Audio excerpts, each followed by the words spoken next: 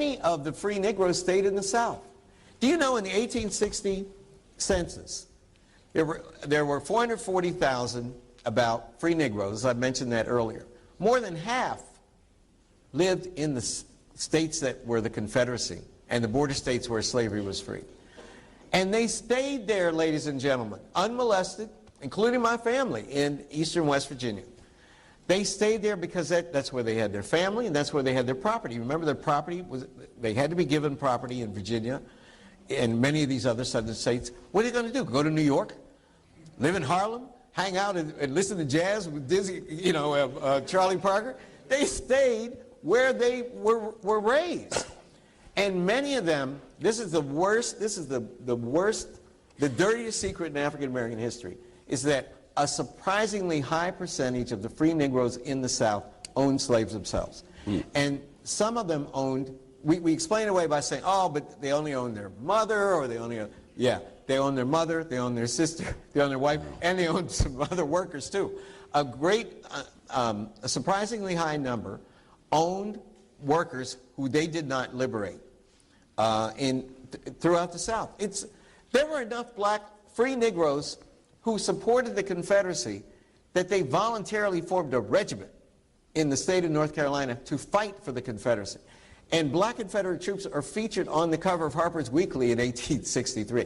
Frederick Douglass used this as an argument to make Lincoln allow black men to fight. Wow. Because remember, Lincoln didn't want to do it. Lincoln made a famous statement in 1862. He said, I suppose we could arm them, but if we did, their arms would end up in the hands of the Confederates within a week, because he thought that they were incompetent, not smart enough to win. And eventually, as I said, the North was losing the war. Frederick Douglass was agitating, and this book by Casemore persuaded him to change his mind, and incrementally. So again, it's not only the myth makers who created the idealized Lincoln.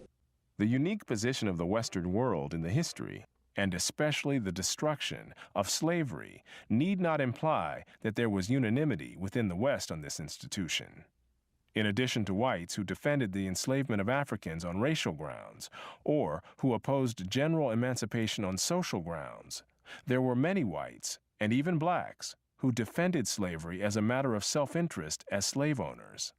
Although most black owners of slaves in the United States were only nominal owners of members of their own families, there were thousands of other blacks in the antebellum South who were commercial slave owners, just like their white counterparts.